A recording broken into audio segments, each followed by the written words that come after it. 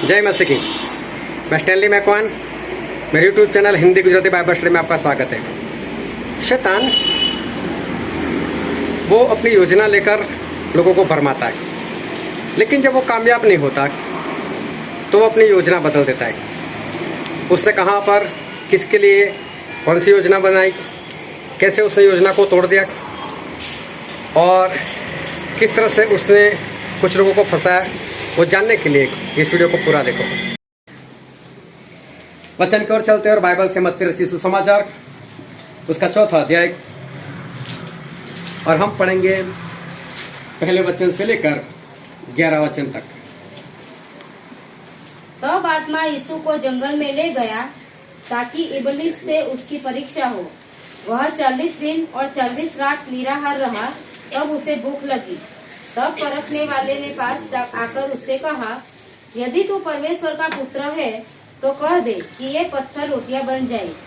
यीशु ने उत्तर दिया, लिखा है, मनुष्य केवल रोटी ही से नहीं परंतु हर एक वचन से जो परमेश्वर के मुख से निकलता है जीवित रहेगा। तब इबलीस उसे पवित्र नगर में ले गया और मंदिर के कंगूरे पर खड़ा किया और उससे कहा, यदि तू परमेश्वर का पुत्र है तो अपने आप को नीचे गिरा दे, क्योंकि लिखा है, वह तेरे विषय में अपने स्वर्गदूतों को आज्ञा देगा और वे तुझे हाथों हाथ उठा लेंगे। कहीं ऐसा न हो कि तेरे पाँव में पत्थर से ठेस लगे। यीशु ने उससे कहा, यह भी लिखा है, तू प्रभु अपने परमेश्वर की परीक्षा न कर। फिर इबलीस उसे एक बहुत ऊंचे पहाड़ पर ले गया और सारे जगत के राज्य और उसका वैभव दिखाकर उससे कहा, यदि तू गिरकर मुझे प्रणाम करे तो मैं यह सब कुछ तुझे दे दूंगा। तब यीशु ने उससे कहा, हे शैतान, दूर हो जा, क्योंकि लिखा है, तू प्रभु अपने परमेश्वर को प्रणाम कर और केवल उसी की उपासना कर। तब शैतान उसके पास से चला गया और देखो, स्वर्गदूत आकर उसकी सेवा करने लगे। परमेश्वर पिता का वचन हमारे लिए बहुत ही आशीषित है और परमेश्वर पिता का वचन सच्चा है और बाइबल में लिखा है, यदि सच्चाई को जानोगे तो सच्चाई तुम्हें आजाद करेगी। हालेलुया। बहुत ध्यान से परमेश्वर के वचन को सुनते रहना, समझते रहना, ग्रहण करते रहना, ताकि उसके अनुसार चल सको और स्वर्ग राज्य के वारिस बन सको। हालेलुया। सभी जाग रहे हो, सभी ताजगी में, सभी स्फूर्ति में। हालेलुया। सारे खुश। Happy Christmas.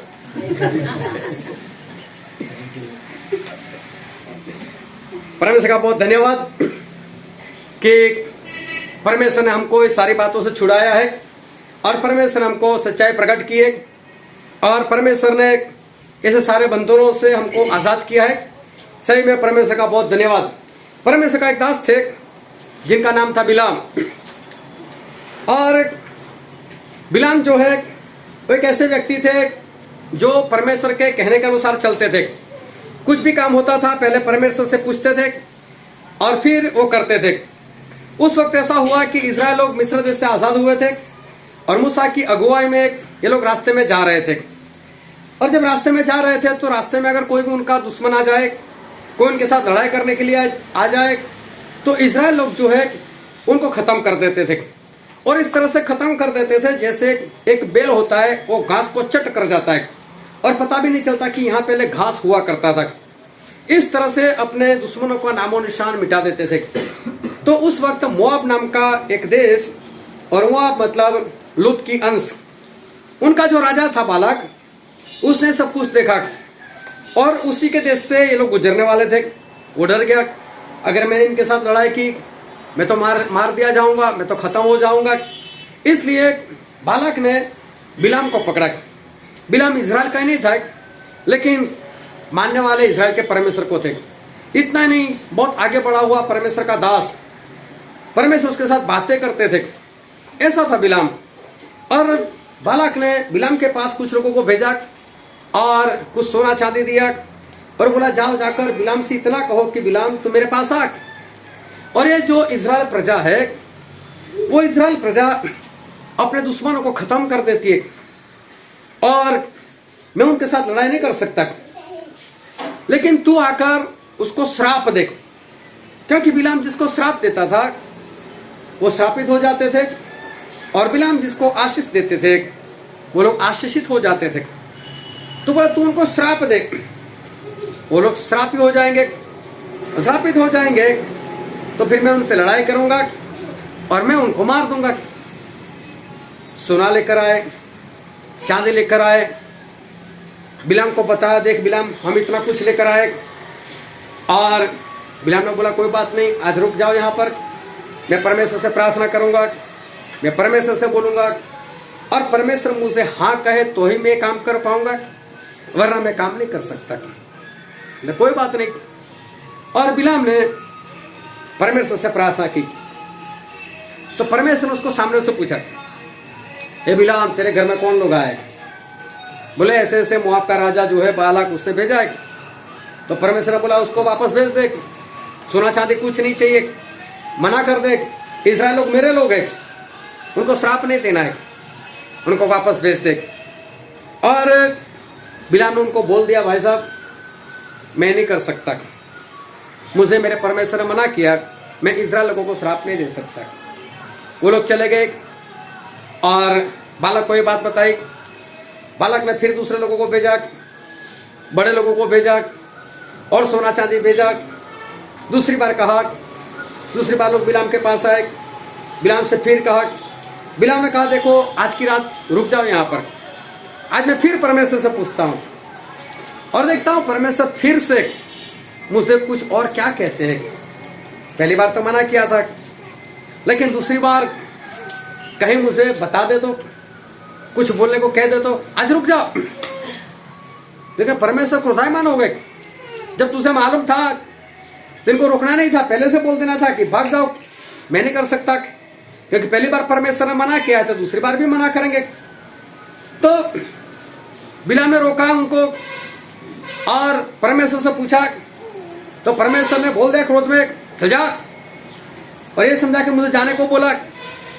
बिलाम चले गए, रास्ते में परमेश्वर आए, बिलाम को परमेश्वर दिख नहीं रहे, उनकी गद्दी को दिखे और फिर गद्दी का मुंह परमेश्वर ने खोला और गद्दी ने बिलाम के साथ बात की कि मैंने कभी तेरे साथ ऐसा किया क्या? मैं तेरे पूछे बिना मैं किसी रास्ते से मुड़ जाती हूँ क्या? बोला आज तक तो नहीं किया, तो फिर मैं आज क्यों कर रही हूँ? क्योंकि मेरे सामने परमेश्वर है, वो बार बार मेरे सामने आ जाते इसलिए मैं रास्ता बदल रही हूँ। और फिर बिलाम ने परमेश्वर को देखा और परमेश्वर ने बोला कहाँ जा रहा है? बोले बालक के पास। बोले कोई बात नहीं जा, लेकिन बात वही करनी है जो मैं तुझसे कहूँ। और बिलाम चले गए। दूसरी बार भी उन्होंने इस्राएल को श्राप नहीं दिया। अभी क्या हुआ, बिलाम ने बालक ने देखा 2 बार ऐसा हो गया। तीसरी बार उसने बिलाम से कहा बिलाम आ जा, मैं और भी दूंगा। और बिलाम जो सोना देखकर लालच में आ गया था और उसने सोचा परमेश्वर तो मना करते हैं, छोड़ो तीसरी बार तो परमेश्वर से पूछना ही नहीं है। उन्होंने परमेश्वर से पूछा ही नहीं, डायरेक्ट चले गए। फिर भी परमेश्वर ने बिलाम के मुंह से इस्राएल के प्रति आशीष ही निकाली। ये जो बिलाम था वो लालच में आ चुका था। बिलाम जो थे वो परमेश्वर की अगुवाई में नहीं रहकर वो सोना पाना चाहते थे, वो इस्राएल को श्राप देना चाहते थे। 3 बार उन्होंने मुंह भी खोला, वो श्राप देने के लिए गए, लेकिन उनके मुंह से कुछ और निकला। वो बोलने के लिए कुछ और जा रहे थे। हो सकता है बोलने के लिए जा रखा है इस्राएल तेरा सत्यानाश हो जाए, लेकिन जब बोलने लगते हो गए तब उनके मुंह से आवाज आती थी कि इस्राएल तू आशीषित होने पाए, क्योंकि नहमिया के पुस्तक में ऐसा लिखा है, नहमिया उसका 13वां अध्याय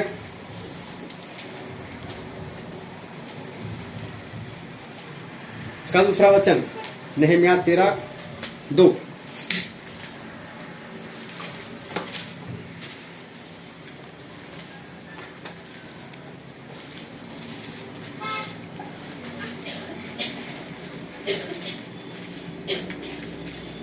क्योंकि उन्होंने अन्न जल लेकर इस्राएलियों से भेंट नहीं की, वरन बिलाम और उन्हें साफ देने के लिए दक्षिणा देकर बुलवाया था। हाँ, लेकिन बिलाम को साफ देने के लिए बुलाया था। फिर तो भी हमारे परमेश्वर ने बहुत ध्यान संभालना, तो भी हमारे परमेश्वर ने उस सांप को आशीष से बदल दिया। आशीष में बदल दिया। हालेलुया। परमेश्वर ने बिलाम के शाप को आशीष में बदल दिया। इससे पता चलता है कि बिलाम शाप देना ही चाहता था। बिलाम के हृदय की इच्छा थी शाप दूं, क्यों? सोना मिल जाए। लेकिन तीनों बार वो कुछ भी इस्राएल के विरोध में बोलने जा रहा था, तभी तभी परमेश्वर ने उसके मुंह के शब्द बदल दिए और उसके मुंह से आशीष निकली। अब जो बिलाम थे, उन्होंने एक आइडिया लगाया, सोना चांदी पाने का एक आइडिया लगाया। और उन्होंने क्या किया कि बालक को बोला, बालक एक काम कर, मैं तो आशीष देना नहीं चाहता, लेकिन मेरे मुंह से तो आशीष ही निकलती है, परमेश्वर मुझे श्राप नहीं देने देंगे। तो एक काम करते, तू अपनी लड़कियों को खुला छोड़ दे इस्राएल के साथ यह विचार करने के लिए। और बाइबल में हम पढ़ते हैं गिनती का पुस्तक उसका 25वां अध्याय उसका 1 और 2 वचन।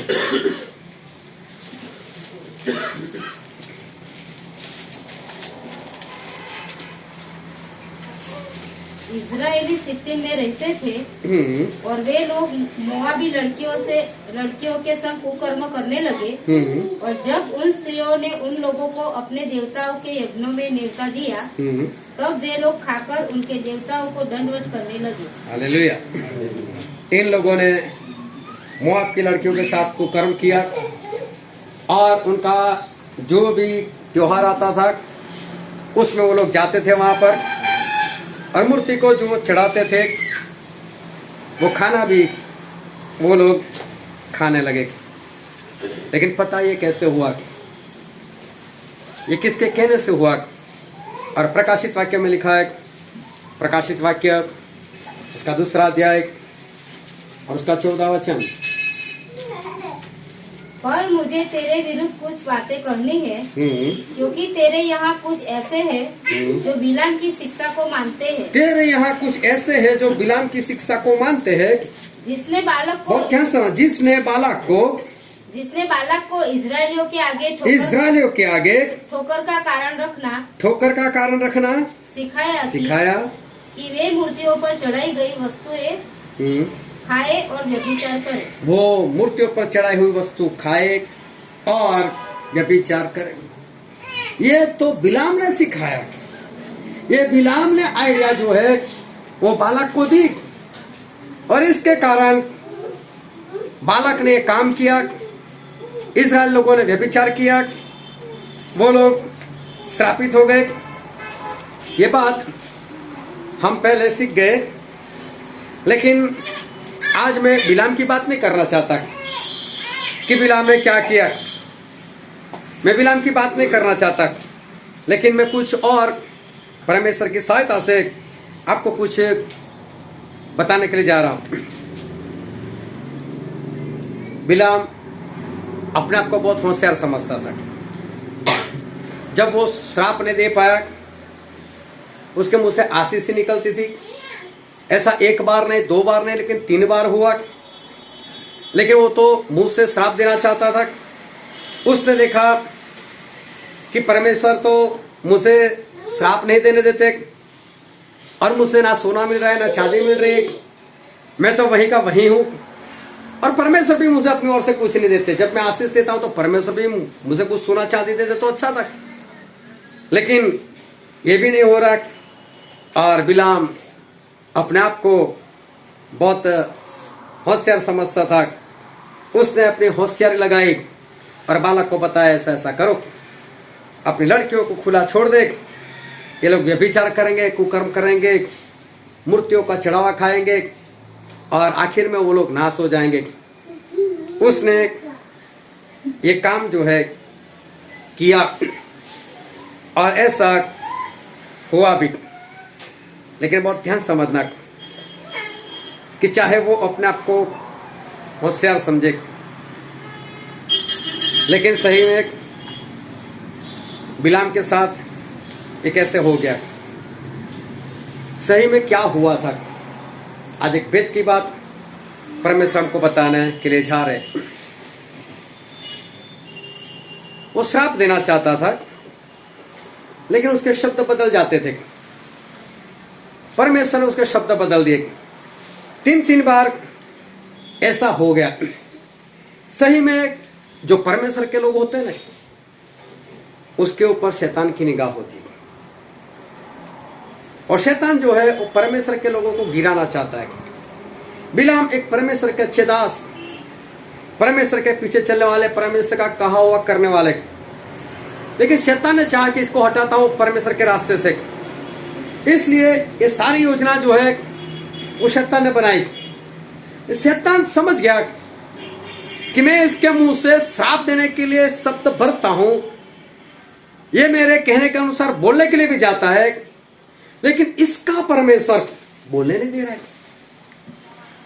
परमेश्वर उसको रोक लेते हैं। शैतान तो 3 बार हार गया। 3 बार वो बिलाम से पाप नहीं करवा पाया। तो आखिर में शैतान ने कुछ किया। वो ध्यान समझना, अभी शैतान जो है वो अपनी आइडिया जो है वो अपनी आइडिया बदल रहा है। और शैतान ने ऐसा किया कि बिलाम को परमेश्वर के पास से ही हटा दिया। ये श्राप तो नहीं देने दे रहे। अगर एक परमेश्वर के साथ रहेगा और हर बार बालक उसके पास जाता रहेगा, 4थी बार भी जाएगा, 5वीं बार भी जाएगा, चाहे पूरा ट्रक भरकर सोना दे दे, चाहे कमरा भरकर दे दे, लेकिन जब तक यही प्लान में मैं चला तो हर बार परमेश्वर जो है वो तो उसके मुंह से आशीष ही निकालवाने वाले। इसलिए अभी श्राप पाप देने की बात छोड़ो। और देखो, बालक ने भी 4थी बार किसी को नहीं भेजा, लेकिन शैतान ने पूरा आइडिया जो है वो आइडिया बदल दिया। उसने बिलाम को परमेश्वर के पास से हटा दिया। बहुत ध्यान समझना, आज जो वचन हम देख रहे हैं ना, वो आपके साथ ऐसा होता होगा। शैतान आपके जीवन में किस तरह से काम करता है वो आज आपको पता चलने वाला है। बालक ने 4थी बार किसी को नहीं भेजा, बिलाम को परमेश्वर के पास हटा दिया। पूरी आइडिया शैतान ने बदल दी और बिलाम के मन में डाल दिया, ऐसा करो, व्यभिचार करने के लिए रख दो, इस्राएल के पास जाना ही नहीं है, उनको कुछ बोलना ही नहीं है, बस जो कुछ करना है बालक के साथ करोगे। बालक को बोला, बालक ऐसा ऐसा कर। बालक तो था ही उसका, वो तो रेडी हो गया, लड़कियों को खुला छोड़ दिया और बिलाम पाप में फंस गया। उसने गलत शिक्षा दे दी और बिलाम जो है वो पाप में पड़ गया। शैतान यहां पर जीत गया। शैतान ने बिलाम के ऊपर जीत हासिल की। सही में बिलाम की होशियारी नहीं थी, ये शैतान की होशियारी थी बिलाम को गिराने के लिए। उस वक्त तो बिलाम को तो ऐसा लगा, देखा मैंने कैसी आइडिया लगाई, आखिर में सोना प्राप्ति कर लिया। लेकिन जब तलवार से उसको काट दिया गया होगा तब उसको याद आया होगा, यार मेरी चालाकी नहीं चली, शैतान ने तो मुझे फंसा दिया। ये बिलाम ऐसे वैसे नहीं थे, परमेश्वर के बहुत अच्छे दास थे। और बाइबल में ऐसा लिखा है, गिनती का पुस्तक उसका 22वां अध्याय और उसका 8वां वचन। गिनती 22 और 8। उसने उनसे कहा, आज रात को यहाँ टिको और जो बात यहोवा मुझसे कहेगा उसी के अनुसार मैं तुमको उत्तर दूंगा। आज रात यहाँ पर रहो और जैसे परमेश्वर मुझे कुछ बताएंगे, जो मुझे बोलेंगे वो तुमको बताऊंगा। मैं परमेश्वर के पूछे बिना मैं कुछ नहीं करूंगा। फिर उसका 18वां वचन पढ़ो। बिलाम ने बालक के कर्मचारियों को उत्तर दिया, चाहे बालक अपने घर को सोने चांदी से भरकर मुझे दे दे। देखो, अगर बालक पूरा घर भरकर सोना चांदी मुझे दे दे तो भी मैं अपने परमेश्वर यहोवा की आज्ञा को पलट नहीं सकता। तो भी मैं अपने परमेश्वर की आज्ञा को नहीं पलट सकता कि उसे घटाकर या बढ़ाकर मानो। हालेलुया। ये थे बिलाम, ऐसे वैसे नहीं थे। वो तो बोलते थे कि परमेश्वर मुझे जो बोलेंगे उतना ही करूंगा, उनके पीछे बिना मैं कुछ नहीं करूंगा। ना तो मैं उनके वचन में कुछ घटा सकता हूँ, ना ही मैं कुछ बढ़ा सकता हूँ। ऐसे इंसान को शैतान ने परमेश्वर से अलग कर दिया। ऐसे इंसान जो परमेश्वर के पीछे कितने बढ़िया से चल रहे थे, जो परमेश्वर के साथ बातचीत कर रहे थे, और देखो शैतान ने कैसी आइडिया लगाई। पहली आइडिया नाकाम हुई तो उसने अपनी पूरी योजना बदल दी, और जब योजना बदल गई तो बिलाम जैसे परमेश्वर के दास को भी पता नहीं चला और वो उसमें फंस गया।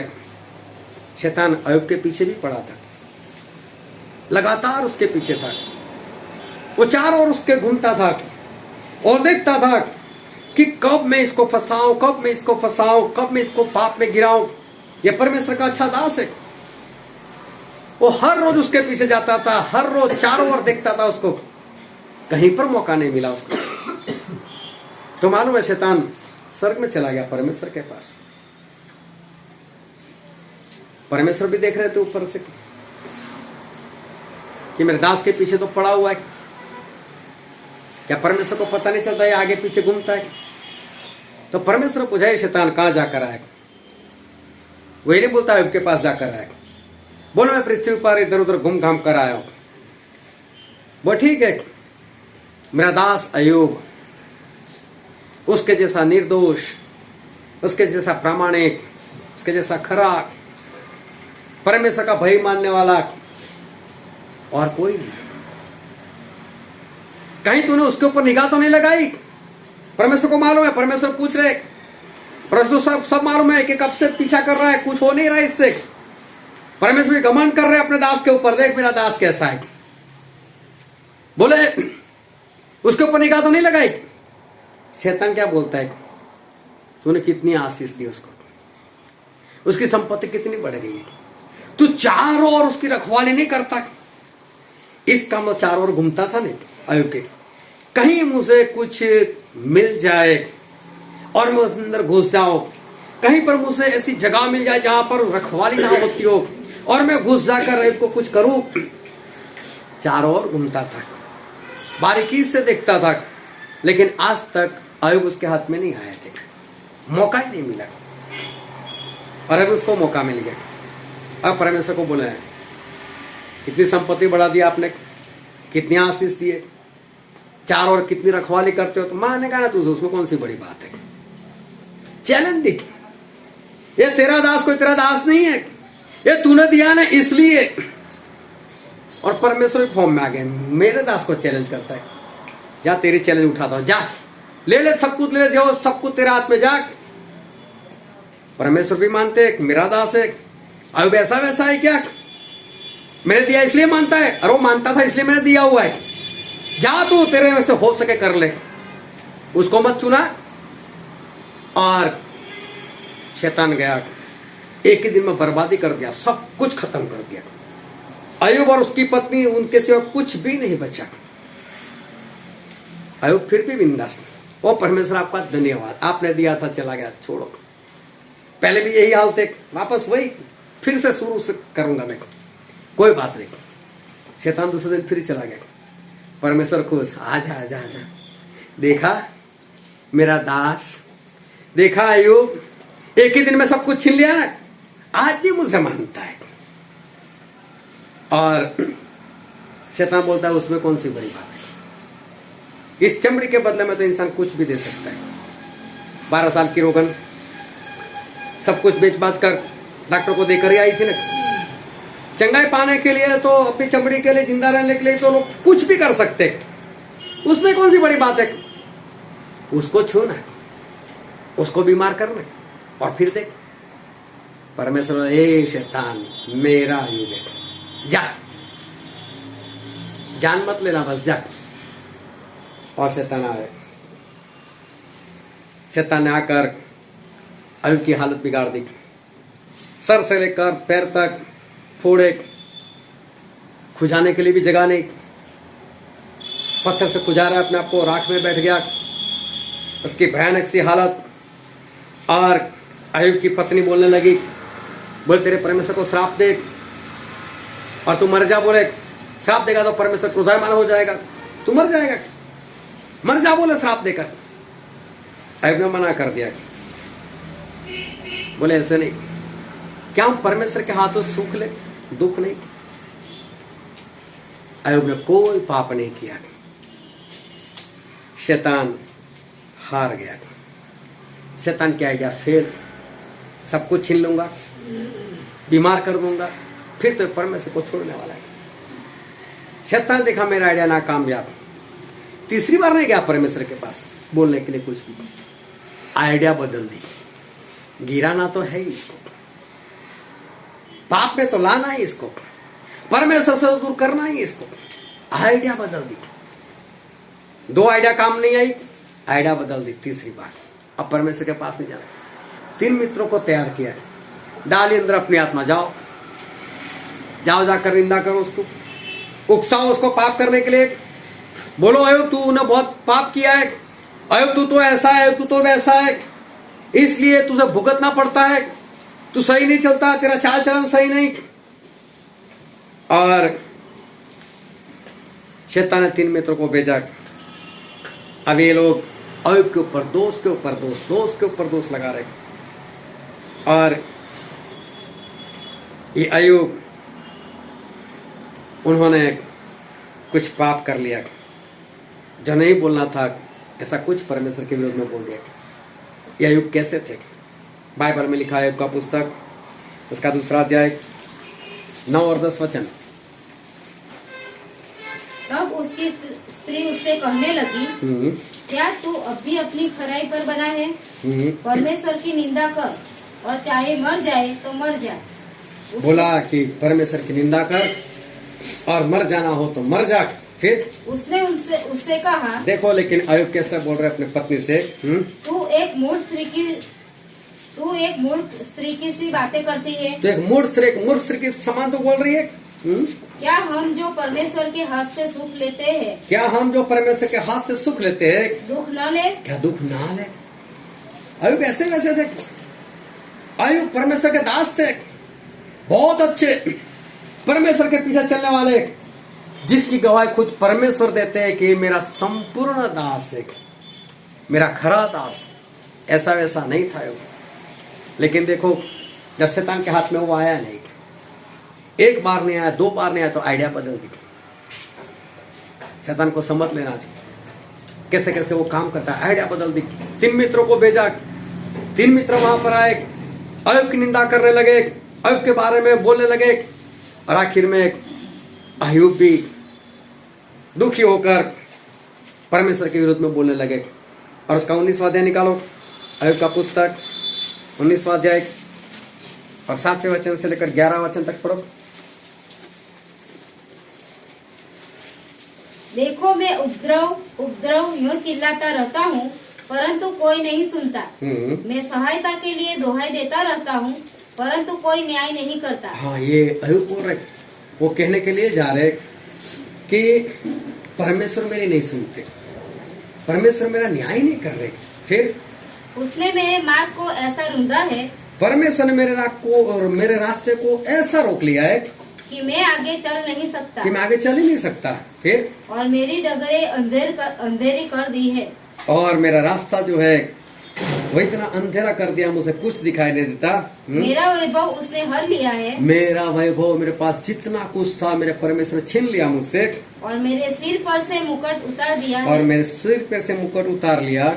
उसने चारों ओर से मुझे तोड़ दिया, उसने चारों ओर से मुझे तोड़ दिया। बस मैं जाता रहा, और मेरी आशा को उसने वृक्ष के समान उखाड़ डाला है। मेरी आशा को वृक्ष के समान उखाड़ दिया है। हालेलुया। और ध्यान समझना, ये अयुब एक जमाने में ये बोलने वाला कि क्या हम परमेश्वर के हाथ से सुख ले और दुख ले।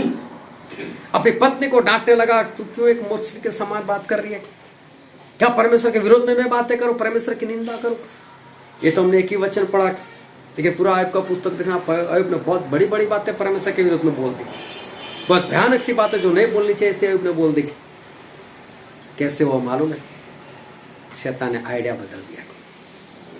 छीन लो तो कुछ नहीं करता है, तो भी पाप नहीं करता है, इसको बीमार कर दो तो भी पाप नहीं करता है, तो भी तो कुछ और आइडिया लगानी पड़ेगी। और आइडिया लगाई, 3 मित्रों को भेजा, और अयुब ने पाप कर दिया। शैतान यहां पर भी सफल हो गया। पहले 2 बार नहीं सफल हुआ, लेकिन शैतान ने पीछा नहीं छोड़ा, अपनी आइडिया वो बदल दी। इसी तरह से शैतान आप लोगों के जीवन में आता है। अगर आप 1 बार पाप नहीं करते, 2 बार पाप नहीं करते, फिर वो रास्ता बदल देता है, आइडिया बदल देता है। ऐसे नहीं करता है, चलो इस तरह से करते हैं। और वो आकर लोगों को पाप करवा देता है और वो जीत कर वहां से चला जाता है। एलीशा परमेश्वर का बहुत महान भविष्यवक्ता हो गया, और जिसके पीछे वो चलते थे एलिया, वो भी बड़े जबरदस्त परमेश्वर के दास भविष्यवक्ता। लेकिन एलिया के साथ चलना वो छोटी बात नहीं थी। एलिया के साथ चलना वो ऐसी बात नहीं थी, क्योंकि एलिया कैसे थे मालूम है? 40 दिन रात लगातार खाए पिए बिना चलते थे। अब इसके पीछे जाना पड़े तो हमको भी खाना नहीं मिलेगा, हमको भी पीना नहीं मिलेगा, ये तो 40 दिन रात चलेगा, हम कैसे चलेंगे? देखो एलीशा ऐसे भविष्यवक्ता के साथ चल रहे, क्या कभी उनको आराम मिलेगा? आराम नहीं मिलेगा इनको। और इसके पीछे क्या जाना है? नहीं, निकल पड़े उनके पीछे। उनके साथ एलीशा जो है कैसे रह पाए होंगे? कितने भाग्य होंगे जिनके पास इतनी बड़ी बड़ी खेती थी, 24 बैल के साथ खेती कर रहे थे, और देखो अचानक चलना आ गया, वो भी एलिया के साथ। एलिया को तो उठा लिए गए, एलीशा भी अकेले है। वो बार बार शुनेम को जा रहे, शुनेम नाम का शहर था, कहीं और भी जा रहे थे, लेकिन बीच में भी शुनेम आता रहता था। तो शुनेम की एक स्त्री थी, उसने एलीशा को खाने पर बुला लिया। फिर पता चला ये तो बार बार इधर से गुजरता है, तो बोल दिया एलीशा को, देखो एलीशा मेरे घर पर आना, मेरे घर पर खाना, मैं कमरा बना देती हूँ, यहीं पर आकर अगर आराम करना है तो यहीं पर करना, मैं आपके लिए सारी सुविधा कर देती हूँ। और एलीशा जब भी जाते थे सुनेम से होकर, या सुनेम में स्त्री के घर खाना खाना, उसके घर में रहना, ये सब कुछ होता था। गेजी वो एलीशा के साथ। अभी एलीशा ने ऐसे तो नहीं चुना होगा ना गेजी को, गेजी में कुछ तो होगा ना, वो तो हम उसको मानते कि लालच वाला था, लेकिन ऐसा नहीं होगा। वो कुछ देखकर एलीशा ने चुना होगा, मेरे साथ रह सकता है। वो तो चलते चलते कहीं लालच उसमें आ गया, लेकिन गेजी में कुछ होगा जिसके कारण एलीशा ने उनको चुना है। अभी एलीशा वो व्यक्ति है जो एलिया के साथ भाग भाग कर तैयार हुए, तो इसका मतलब ये भी ज्यादा भागते होंगे, तो गेजी को भी साथ में भागना पड़ता था। गेजी भी दौड़ते थे, लेकिन गेजी कहां तक दौड़ते थे मालूम थे? जहां पर रुकना होता था ना, वहां फिर एलीशा अकेले, फिर वो छोड़कर बाहर निकल जाते थे। लोगों से बातचीत करना, लोगों की निंदा करना, पूछताछ करना, वे कैसा है वैसा है। मैं कई लोगों को ऐसे देखता हूं, वो कहीं पर भी किसी के भी साथ बातचीत शुरू कर लेते। मैं जब बीकॉम हुआ था तो एक जगह पर मैं जॉब कर रहा था, तो एक दुकान से मुझसे गुजरना होता था, वही शॉपिंग सेंटर में उसकी दुकान थी। तो आते जाते पहचान हो गई थी। तो एक बार मैं वहां से निकला था, दुकान वाला मुझसे पूछने लगा, ओ स्टैनली आप कितने भाई बहन हो? मैं बोला किसी का काम है? बोला नहीं। तो पूछते क्यों? मैंने वैसा उत्तर दे, पूछते क्यों? वो भी चुप हो गया, बोले कैसे उत्तर देता है? हफ्ता 10 दिन 15 दिन हुए होंगे। एक बार फिर मैं वहां से निकला, फिर एक बार उसने मुझसे बुलाकर पूछ लिया। उसको लगा हो सकता है उस दिन इसका मूड ना हो, इसलिए नहीं बताया। तो आज पूछ लेते फिर से मुझे पूछ लिया आप कितने भाई बहन? तो आपने पहले भी पूछा था, कुछ काम है किसी का? बोला नहीं। फिर पूछते क्यों? कई लोग होते हैं ऐसे ही बातचीत शुरू कर देते, जिसका कोई फायदा नहीं, कुछ भी नहीं, बस ज्यादा बोलने वाले लोग, किसी के साथ कुछ भी बस बातें करते रहो। 2 औरतें मालूम नहीं किसी कारण जेल हो गए, उनको एक ही कमरे में जेल में 20 साल रहे, 20 साल के बाद आजाद हुए। बोले कोई बात नहीं, चलो घर पर जाकर फोन पर बाकी की बातें कर लेंगे। तो 20 साल कितनी बात है कि मालूम, अभी भी फोन पर कौन सी बात करेंगे मालूम नहीं। कुछ लोग होते हैं ऐसे, एक गेजी इसी में से, अगर एलिसा के साथ बैठते तो अच्छा था, लेकिन सही में क्या था मालूम है, शैतान की निगाहें थी गेजी के ऊपर। एलिसा एलिया के पीछे भागा, डबल ले लिया इसने, मेरी तो वाट लगा दी। अब ये गेजी भी भागेगा और इससे डबल ले लेगा तो मेरा क्या होगा? नहीं लेने देना भाई इसको। तो एलिसा को तो ठीक है ले लिया उसने, इसको नहीं लेने दूंगा। इसलिए शैतान ने योजना बनाई, एलिसा के साथ मत दौड़, वो तो घर में प्रार्थना कर, तू बाहर निकल, लोगों के साथ बैठ, कुछ बातचीत कर। और गेजी जो है वो एलिसा के साथ भागता जरूर था, लेकिन जब एलिसा प्रार्थना के लिए बैठते होंगे, घर में बैठते होंगे, परमेश्वर के साथ बैठते होंगे, तब परमेश्वर के साथ गेजी नहीं बैठते थे। शैतान ने गेजी को एलिसा के पास से हटा दिया। और जब नामान आया, चिंगारी लेकर जब वापस जा रहा है, सोना चांदी दिखा रहा है, गेजी देख रहा है कि अभी तो एलिसा घर में ही ना, अभी काम उसे उसका काम है, उनको भी मेरा कौन सा काम। और बाहर निकलकर भागे और लालच आ गई और उनके जीवन में पाप आ गया। शैतान ने देखा जब तक एलिसा के साथ में मैं कुछ नहीं कर सकता, इसलिए एलिसा से दूर हटाया, फिर उसको पाप करवाया। हालेलुया। पहले तीमुथी में ऐसा लिखा है, पहला तीमुथी इसका 2 अध्याय इसका 14 वचन।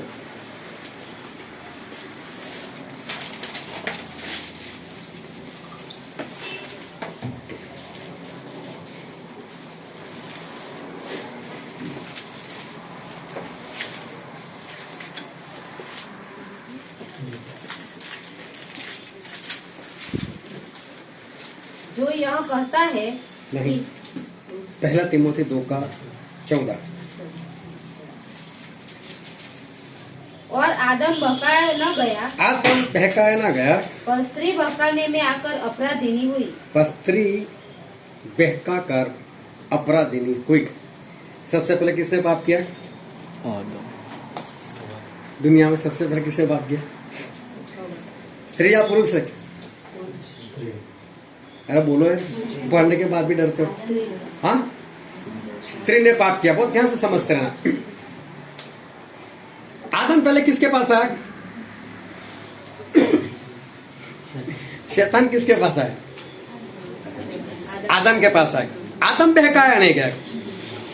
आदम नहीं बहकाया गया तो शैतान 1 बार होगा, 2 बार होगा, 3 बार होगा।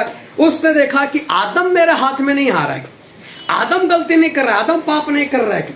उसने देखो आइडिया बदल दी, पाप तो आदम को ही करवाना है, आदम को ही करवाना था, स्त्री को नहीं करवाना था, वो तो अपने आप हो जाएगा। लेकिन जब देखा कि आदम मेरे हाथ में नहीं आ रहा तो शैतान ने अपनी आइडिया बदल दी और बदलकर उसने देखा कि कब अब हवा इससे जुदा होती है, कब हवा अपना काम करने के लिए आदम से थोड़ा अलग होती है, तब मैं उसको पकड़ता हूं। और देखो उसने तब पकड़ा उसको, और उसका मेन मकसद जो था वो तो फल आदम को ही खिलाना था, लेकिन पहले स्त्री को खिला दिया। और स्त्री को खिलाने से आदम को खिलाने में भी वो कामयाब हो गया। शैतान अपनी योजना बदल देता है, शैतान अपनी आइडिया बदल देता है, और किसी के पीछे पड़ा होता है तो अपना आइडिया बदल देता है, और वो इंसान को पाप में गिरा कर रहता है। क्या शैतान अपनी आइडिया बदल दे तो इंसान बच नहीं सकता? जितने उदाहरण देखे उसमें तो नहीं बच सके, ना बिलाम बचा, ना आदम बचा, ना गेजी बचा।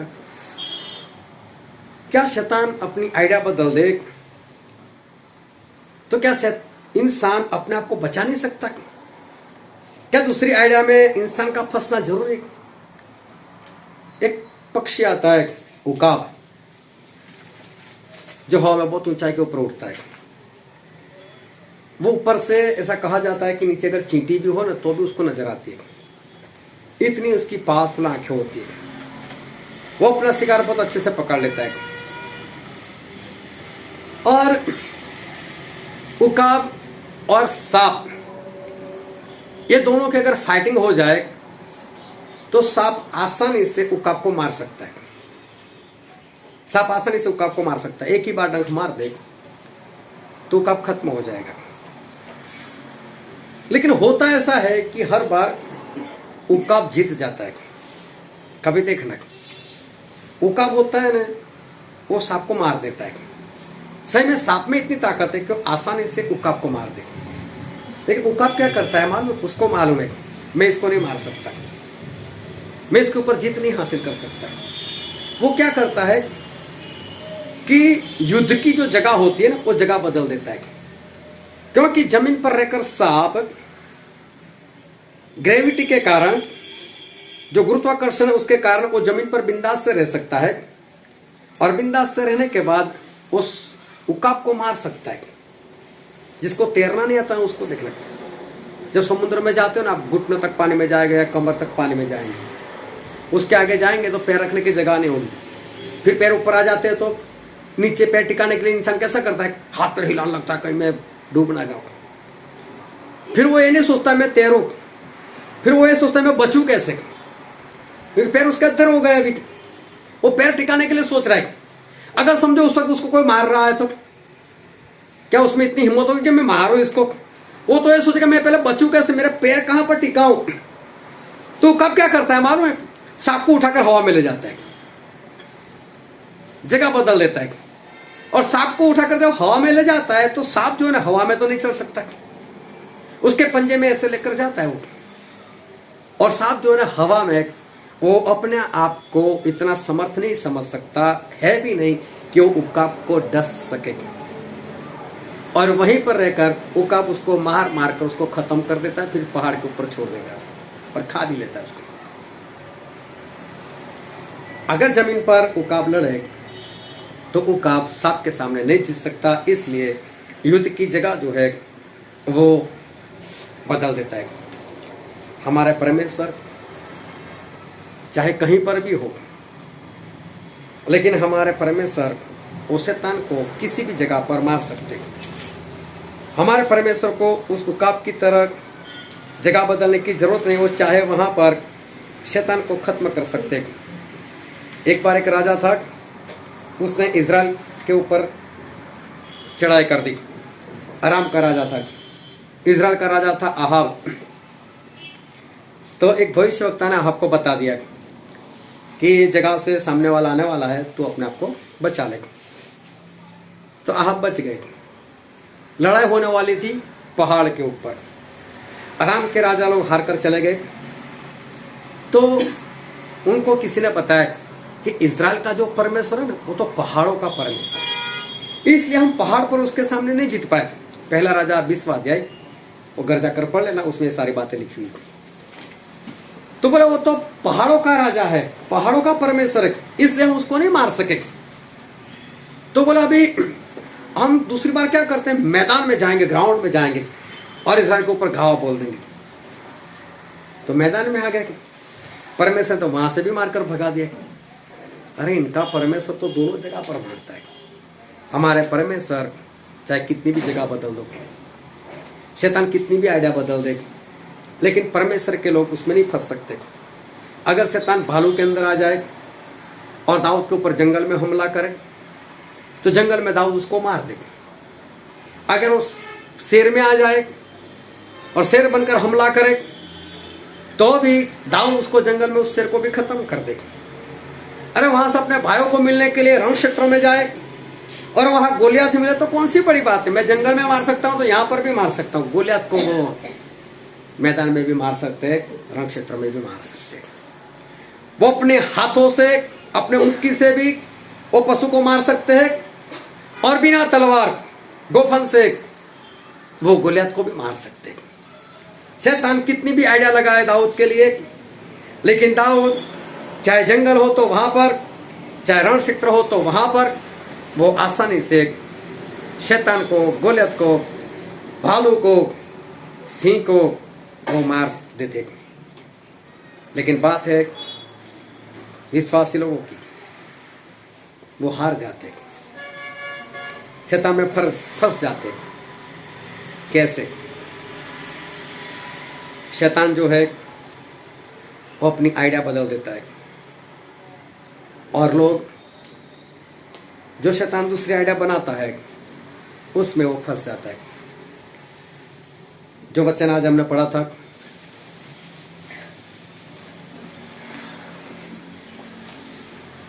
मत्ती रचित सुसमाचार उसका 4 अध्याय और 1 से 11 वचन हमने पढ़ा था।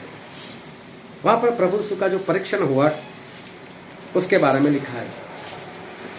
प्रभु से जंगल में गए, 40 दिन 40 रात उन्होंने उपवास किया, और शैतान उन दिनों में प्रभु यीशु का परीक्षण करता रहा।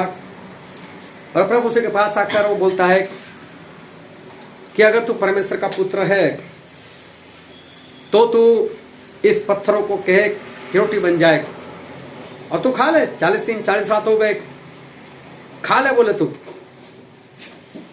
तो प्रभु से उसको उत्तर दिया बाइबल से कि नहीं, बाइबल में ऐसा लिखा है कि इंसान सिर्फ रोटी से नहीं लेकिन परमेश्वर के मुंह से निकले हुए सारे शब्द से वो जीवित रहता है। तो शैतान प्रभु यीशु को परमेश्वर के भवन के ऊपर रख देते और बोले यहां से गिर जा, क्योंकि तेरे बारे में भजन संहिता में ऐसा लिखा हुआ है कि तू गिर जाए तो परमेश्वर अपने स्वर्गदूतों को आज्ञा देंगे और वो तुझे अपने हाथों पर उठा लेंगे, कहीं तुझे ठेस ना लग जाए। प्रभु उसने बोला कि बाइबल में ऐसा भी लिखा है कि तू तेरे परमेश्वर का परीक्षण मत कर। फिर शैतान एक पहाड़ के ऊपर जाकर प्रभु को सब बातें दिखाते, पूरे संसार का महिमा दिखाते, और दिखाकर बोलता है कि देख तू मेरी भक्ति कर ले, मुझे दंडवत कर, यही सब कुछ तू छीनने के लिए आया ना, मैं सब कुछ तुझे ऐसे ही दे दूंगा मुफ्त में, सिर्फ मुझे दंडवत कर। प्रभु उसने फिर बोल दिया कि नहीं, सिर्फ एक ही परमेश्वर है, सिर्फ उसको ही दंडवत करना है, तुझे नहीं करना है। और शैतान हार गया और प्रभु उसको छोड़कर चला गया। लेकिन बहुत ध्यान से एक वेद वाली बात आज परमेश्वर हमको सिखाने के लिए जा रहे। जो वचन हमने पढ़ा था उसका पहला ही वचन कोई पढ़ो तो। तब आत्मा यीशु को जंगल में ले गया। तब आत्मा यीशु को जंगल में ले गया ताकि इबलीस से उसकी परीक्षा हो। ताकि इबलीस से प्रभु यीशु का परीक्षण हो। हालेलुया। बहुत ध्यान से बना। आत्मा, पवित्र आत्मा प्रभु यीशु को लेकर जंगल में गए। अच्छा, शैतान के हाथ में छोड़ देता हूं। शैतान वहां पर तेरा परीक्षण करने वाला है। आत्मा, पवित्र आत्मा, वो प्रभु यीशु को लेकर गया शैतान के पास। चल मैं तो जंगल में लेकर जाता हूं ताकि इब्लीस, शैतान, वो तेरा परीक्षण करे। क्या पवित्र आत्मा ले जाए? क्या पवित्र आत्मा ये चाहे? प्रभु यीशु ने ये प्रार्थना सिखाई कि हमको परीक्षण में मत लेकर आओ, लेकिन यहां पर तो पवित्र आत्मा खुद प्रभु यीशु को लेकर जाते ताकि उनकी इब्लीस से उनका परीक्षण होने पाए। हालेलुया। बहुत ध्यान समझते रहना कि शैतान जो है उससे प्रभु यीशु का परीक्षण हो, इसलिए पवित्र आत्मा खुद प्रभु यीशु को लेकर गए। मालूम है क्यों? हाँ, तू भी आज तक तो बहुत लोगों को पाप करवाया, अभी कोई आया है टक्कर वाला, दिखाता हूं तुझे भी। हमारे परमेश्वर ऐसे वैसे नहीं, शैतान से बिंदा से चैलेंज लेते हमारे लिए। मेरा दास है, कर कर तो देख। और देखो आगे बढ़ो तो क्या लिखा है। वह 40 दिन और 40 रात निराहार रहा। तब उसे भूख लगी। तब परखने वाले ने पास आकर उससे कहा, परखने वाले ने मतलब शैतान ने पास आकर कहा, हालेलुया, बहुत ध्यान से समझना। कौन आया पास में? शैतान आया। परीक्षण करने वाला शैतान जहां पर प्रभु सूते वहां पर आया और वहां पर आकर बोलता है कि इस पत्थर को कह के रोटी बन जाए। प्रभु से नहीं बनाई। प्रभु से ने उत्तर दे दिया कि नहीं, परमेश्वर के मुंह से निकले शब्द से इंसान जिंदा रहता है। मैं नहीं मानने वाला तेरी। लेकिन खास बात जो यहां पर मैं कहना चाहता हूं, शैतान आया, प्रभु के पास आया और उसने आकर ये बात कही। और पहले परीक्षण में शैतान की हार हो गई। शैतान की हार हो गई तो देखो शैतान ने क्या किया, उसका 5वां वचन पढ़ दो। तब इबलीस उसे पवित्र नगर में ले गया। हालेलुया। इबलीस, शैतान उसे मतलब प्रभु यीशु को लेकर कहाँ गया? पवित्र नगर। इसका मतलब शैतान ने प्रभु यीशु का हाथ पकड़ा, चल मेरे साथ। और देखो शैतान हाथ पकड़कर प्रभु यीशु को लेकर जा रहा है। प्रभु यीशु बिंदास से जा रहा है, चल कहां लेकर जाना है। उसने देखा इस जगह पर मैं नहीं जीत पा रहा हूं, ये रण क्षेत्र मेरे लिए सही नहीं है, यहां पर मैं तो हार रहा हूं, मुझे तो विजय चाहिए, चल यीशु मेरे साथ। हाथ पकड़कर प्रभु यीशु को लेकर गया और पवित्र नगर जहां पर परमेश्वर का भवन था उसकी ऊंचाई के ऊपर बिठा दिया। ये काम शैतान ने किया। शैतान ने जगह बदल दी, वहां नहीं तो यहां पर इसके पास पाप करवाता हूं। बोले गिर जाए यहां से। प्रभु ने फिर उत्तर दे दिया, नहीं। शैतान दूसरी बार भी हार गया। यहां पर भी शैतान की कुछ भी नहीं चलेगी। फिर 8वां वचन पढ़ दो। फिर इबलीस उसे एक बहुत ऊंचे पहाड़ पर ले गया। और देखो इबलीस, शैतान खुद प्रभु यीशु को एक ऊंचे पहाड़ पर लेकर गया। हालेलुया। बहुत ध्यान समझना। आज परमेश्वर आपको कुछ बताने के लिए जा रहे हैं। शैतान प्रभु यीशु को ऊंचे पहाड़ पर लेकर गया। वहां जाकर बताया कि मेरी आराधना कर, मुझे दंडवत कर, मैं सब कुछ तुझे दे दूंगा। लेकिन प्रभु से ने वहां पर भी उसे शिकस्त दी। प्रभु से एक बार फिर वहां पर जीत गए। और 10 वचन पढ़ो तो क्या लिखा है? तब यीशु ने उससे कहा, हे शैतान दूर हो जा, क्योंकि लिखा है, तू प्रभु अपने परमेश्वर को प्रणाम कर और केवल उसी की उपासना कर। हाँ। तब शैतान उसके पास से चला गया। तब शैतान उसके पास से चला गया। शैतान ने 3 बार जगह बदली। पहले खुद सामने से आया, वहां पर नहीं हुआ, जगह बदल दी, दूसरी जगह पर जाकर उकाब की तरह जगह बदल दो, जीत जाऊं मैं वहां पर, नहीं, वो भी जगह बदल दी, तीसरी जगह पर गए, फिर भी प्रभु यीशु उससे नहीं हारे।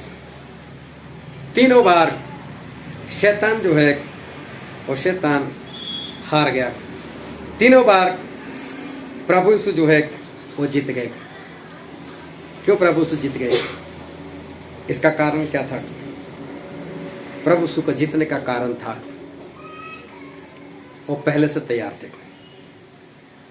आत्मा प्रभु यीशु को लेकर उस जंगल में गए ताकि उनका परीक्षण हो।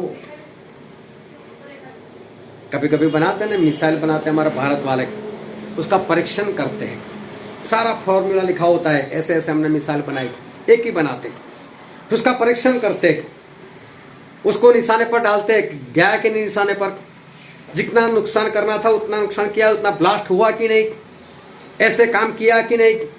अगर ऐसा काम कर दिया तो फॉर्मूला तैयार है, परीक्षण सफल, और मिसाइलें बना दो, ढेर सारी बना दो, बन जाएगी। लेकिन पहले एक बनाकर उसका परीक्षण करते, सही चलती है कि नहीं। कभी देखना बाजार में आप कपड़े नहीं, बर्तन खरीदने के लिए जाना, प्रेशर कुकर खरीदना, देखना उसके ऊपर स्टिकर लगा हुआ होता है, ओके टेस्टेड, मतलब हमने पहले टेस्ट किया, सही बना है, इसलिए हम आपको दे रहे, फटने वाला नहीं है, आपको इससे कोई परेशानी नहीं, हमने इसका टेस्ट किया है। और देखो शैतान इसीलिए आया था। लेकिन टेस्ट कब किया जाता है, परीक्षण कब किया जाता है? जब वो चीज अच्छी तरह से बन गई होती है। हालेलुया।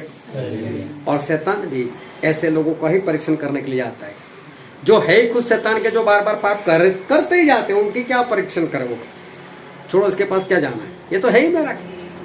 लेकिन जब इंसान पूर्ण रूप से तैयार हो जाता है, जब प्रभु तैयार थे 12 साल की आयु में, तो पूरा बाइबल मुजबान हो गया था।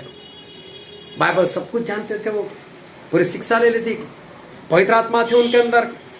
जब बपतिस्मा हुआ तो अभिषेक भी हो गया, काम तो था उनके पास, लक्ष्य तो था उनका, उपवास भी किया 40 दिन 40 रात, पूरा शैतान के ऊपर अधिकार प्राप्त किया और परमेश्वर के पास से पवित्र आत्मा के सारे वरदान, सारे फल प्राप्त किए।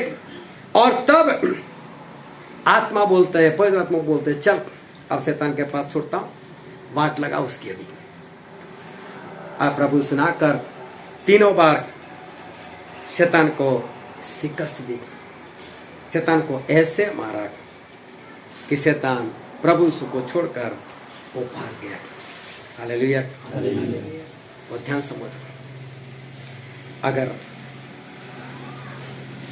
इंसान के जीवन में भी शैतान सफल हो जाता है, एक आइडिया काम नहीं करते दूसरी आइडिया लगा देता है, और दूसरी आइडिया में वो काम कर जाता है, वो सफल हो जाता है। कारण क्या?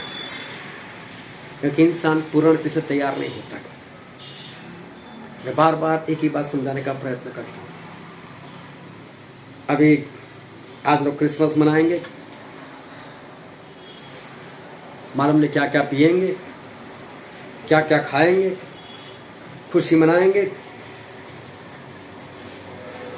क्रिसमस मतलब कि प्रभु का बर्थडे, ऐसा ही ना, लोग ऐसा ही मानते। क्रिसमस मतलब प्रभु का बर्थडे, जिसकी बर्थडे हो उसको पार्टी रखनी चाहिए। वो बुलाए अपने घर, आओ मेरे घर पार्टी, आ जाना। यहां जितने भी बैठे ना, कोई भी नहीं जाएगा ऊपर अगर प्रभु से नहीं, आ जाना ऊपर। प्रभु से रॉन्ग नंबर। पार्टी नहीं करेंगे, और यहां पागलों की तरह पार्टी करेंगे। और तो प्रभु का बर्थडे, फिर अगले संडे न्यू ईयर आएगा। वो तो सिर्फ गिनती के लिए है, हमें पता चले कौन से दिन क्या हुआ उसके लिए। 1000 साल में कोई गिनने वाला है, अनंत काल में कोई गिनने वाला है कितने साल से आए, कोई गिनती नहीं है। बस जीवन जीते रहो, इसमें कोई गिनती वाली बात है ही नहीं। लेकिन तो हमको समझ में आए कि हम कितने साल जिंदा रहे, हमारे आयु कितनी हो गई, बस ये कुछ समझ के लिए, कुछ लिखने के लिए ये परमेश्वर ने गिनती बनाई, कैलेंडर बना दिया। लेकिन सही में कैलेंडर की कोई जरूरत नहीं है, लेकिन इस संसार के जीवन के लिए कैलेंडर की जरूरत है। और फिर जैसे ही फरवरी आएगा, और मालूम है 40 दिन के उपवास शुरू हो जाएंगे। 2 महीने तो हुए नहीं, प्रभु को मारने की तैयारी बहुत हो गया है ना।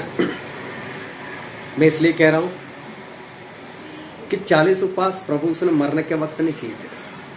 40 उपवास प्रभु ने कब किए थे? सेवा की शुरुआत में, पहले तैयार हुए। हम लोग क्या करते हैं, हम तैयार नहीं होते। आज संजय भाई ने गवाही दी कि मेरा बाइबल खत्म हो गया। पिछले संडे हमारी बात हुई, मैं बोला गवाही क्यों नहीं दे, गवाही दो, कोई और भी ऐसे फंसा हुआ तो वो भी तो बाइबल पढ़े। लेकिन प्रभु से तो 12 साल की उम्र में बाइबल को खत्म नहीं किया था, पूरा अंदर उतार लिया था पुराने नियम को। हमको भी क्या करना है, बाइबल को पूरा अंदर उतारना है। ये बाइबल की सारी बातें हमें मुंह जबान होनी चाहिए। शैतान किस तरह से काम करता है, कैसे नहीं। कई बार लोग मुझसे बोलते हैं आप शैतान के बारे में ज्यादा प्रचार करते हो। मैंने बोला हाँ, क्योंकि बाइबल में ही, मैं बाहर से तो कुछ नहीं बोल रहा। जितना भी शैतान के बारे में बोलता हूँ बाइबल में लिखा है तो बोलता हूँ। तो प्रभु ने लिखा है ना शैतान के लिए बाइबल में, तो लिखा क्यों? वो हमारा दुश्मन है, हमारा दुश्मन है, हमारे दुश्मन है। तोते को सिखाया, ए तोते इतना बोलते रहना, शिकारी आया, जाल बिछाया, दाना डाला, फंसना नहीं, उड़ जाओ। हर तो तब बोलता था। शिकारी भी आ गए, दाने भी डाले, जाल भी बिछाई, गया भी, फंस भी गया। जब शिकारी उसको पकड़ कर ले तभी बोल रहा शिकारी आया, जाल बिछाई, दाने डाले, फंसना मत, उड़ जाना। तो फंसने के बाद भी बोल रहा था। और उसको तो ये सिखाने की जरूरत थी शिकारी दिखता कैसे है, उसकी जाल कैसे, वो दिखाने की जरूरत थी। ये दिखाने के लिए बोलने की जरूरत नहीं थी, वो दिखाने ये शिकारी इसको आए देखो ना तो भाग जाना, ये तेरा दुश्मन है।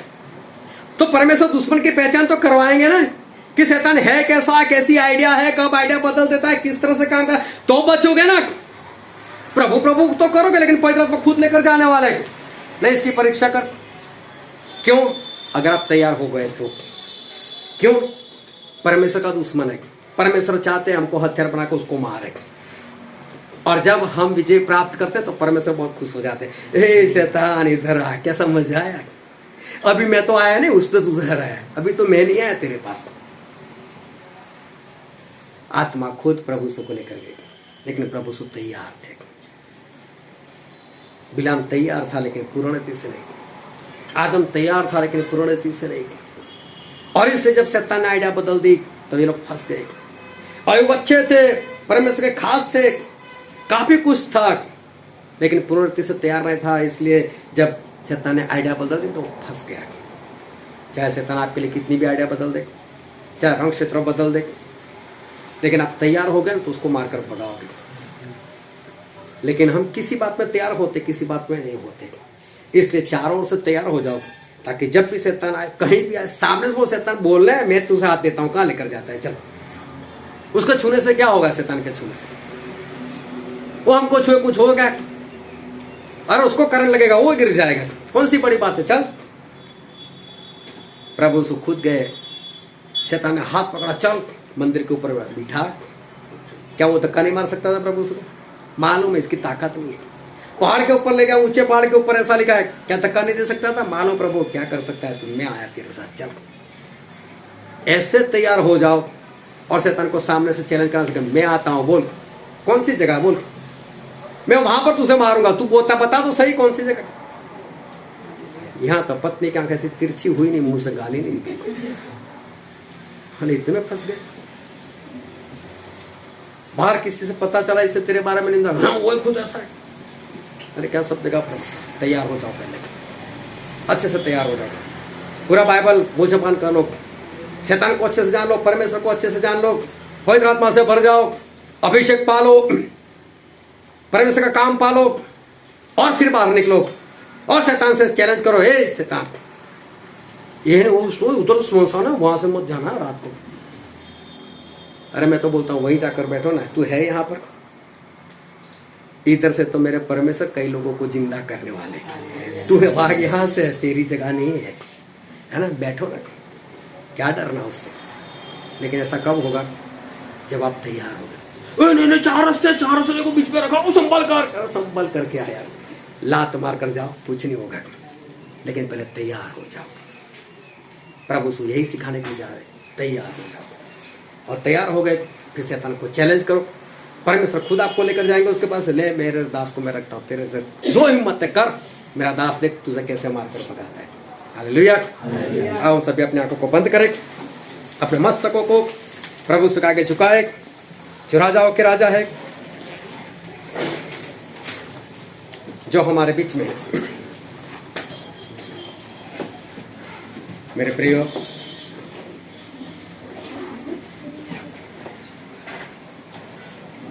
ये वक्त है कि हम अपने आप को जांचें। ये वक्त है कि हम अपने आप को परखें।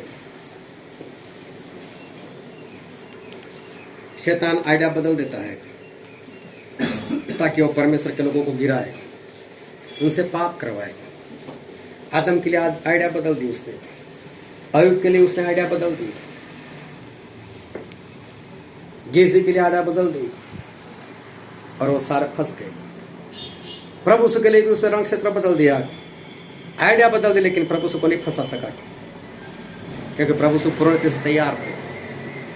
ये वक्त है कि हम अपने आप को तैयार करें, वचन में, आत्मा में, सामर्थ्य में, फलों में, वरदानों में, अभिषेक में सभी बातों में हम तैयार हो जाए और शैतान को चैलेंज करने वाले बने, उससे डरने वाले ना बने, क्योंकि परमेश्वर के सामने से किसी भी जगह पर हम उसको आसानी से मार सकते हैं। तो तैयार हो जाओ ताकि हम शैतान को किसी भी जगह पर मार पाए, क्योंकि वो जगह बदलता रहता है, वाहिड़ा बदलता रहता है, लेकिन हम परमेश्वर के राज में इतने तैयार हो जाए कि किसी भी जगह पर हम प्रभु यीशु की तरह उसका ही नाश करने वाले बने। ये वचन समझने के लिए, ग्रहण करने के लिए, उसके अनुसार चलने के लिए प्रभु यीशु की कृपा हम सभी पर होने पाए। Thank you Jesus. सर्वसमर्थ हमारे जीवित दयालु महान परमेश्वर, हम आपका धन्यवाद करते हैं आपके पवित्र सामर्थ्य वचनों के लिए, जो वचन आज आपने हमें सिखाया, उस वचन के अनुसार जीवन जीने के लिए, उस आधीन होने के लिए, और पिताजी उस वचन के अनुसार आगे बढ़ने के लिए हम सभी को तैयार कीजिए। अपने बल से भरिए, अपनी सामर्थ्य से भरिए, सभी के जीवन में आपकी सामर्थ्य बहुत